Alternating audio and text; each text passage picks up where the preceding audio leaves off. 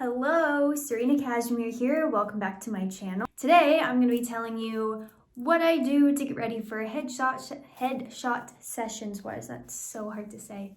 What I did to achieve these looks.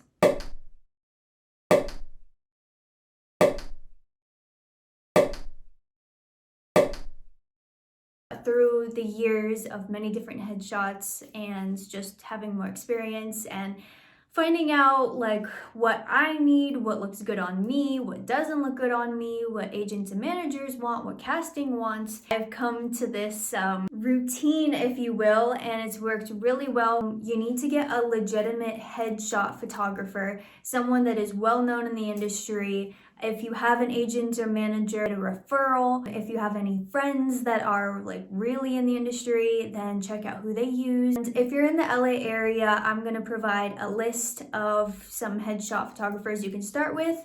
And so be ready to screenshot this in 3, 2, 1. Basically, want to see if you like their vibe, if it looks professional, if it looks both theatrical and commercial or whatever you're going for. Okay, so number 2 is kind of like the decision-making process. My commercial agent said that I needed to get 4 looks, and he provided me with the exact 4 looks that he was looking for. And then I wanted a theatrical look as well for a theatrical agent. Always check with your reps because they will usually have ideas about what exactly they want from you, how they see you, and you want to just discuss that ahead of time to make sure that you're both in alignment on the kind of roles you think you should be going out for. If you don't have reps, then think about your age range, just like where would other people see you out in the world. So for me, the 5 types that we chose were fitness, students, retail workers, and for my theatrical, the nice girl that could also kill you is kind of the type that I go for. So go on these headshot photographers' websites, find out their pricing. A lot of them you can schedule it right on the website, otherwise call, email, do what you gotta do, ask questions ahead of time, get that thing scheduled. Decide if you want a hair and makeup person. I have had some horror stories in the past because of the hair and makeup that someone else put on me. Those shots were completely unusable, but I've also done hair and makeup myself, and it just doesn't come across as professionally as it could. So for this round, I decided I am gonna invest in it, but the 2 things that I know I need to control are my eyebrows and my lip color. So I came in to the headshot session and I had my eyebrows already done, and then I brought my lipstick to her and said, you're gonna be using this one. And a lot of communication with your makeup artist and hairstylist is key, and if you can do little things to your hair for each look,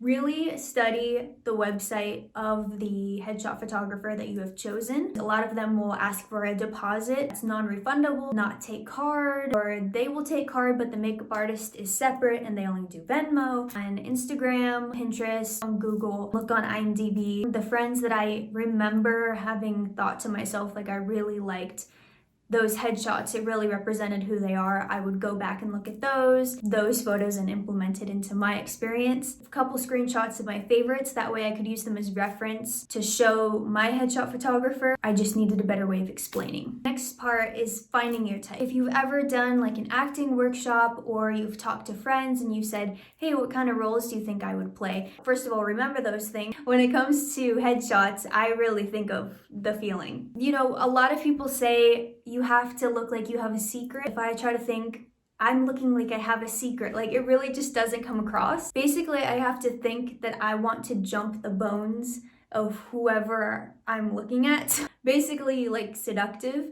It kind of works. Determination in the eyes is really great for theatrical stuff because you can see the energy and the power and the inner strength of somebody. Took thousands of photos, indoors, outdoors, changing my look, changing my outfits, but I did figure out that I can be more experimental, and sometimes I think I'm doing something, but really it looks like my eyes are dead. Definitely like take your phone out, get like your studio lighting, your self-tape backdrop, and then look back at it and see like, do I like these angles on me? Do I like my facial expression? You don't want to have any surprises. You want to get the most out of your money. So you want to pick out your outfits ahead of time, your representation, if they have anything specific.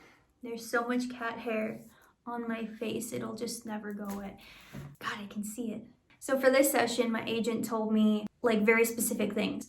So I went through my closet to see what I already had. I just went on Amazon, got some really cheap things that I thought I would still use. I tried them on and I was like, okay, so this does not work at all. Of your top pick and then a backup 1 or 2 picks. By picks, I mean selections of clothing to bring to the photographer, because he's gonna go through what you have and say, this looks great, this doesn't look great, and you'll work together to get what you want. Stop. Before we go any further, if you're enjoying this and this is helpful, then please hit the like button so that I know. And if you have any questions, just leave them in the comments and I'll answer right away. Might as well subscribe and hit the bell while you're here, right? Make sure you're putting all of your clothing in garment bags. Steam your clothing.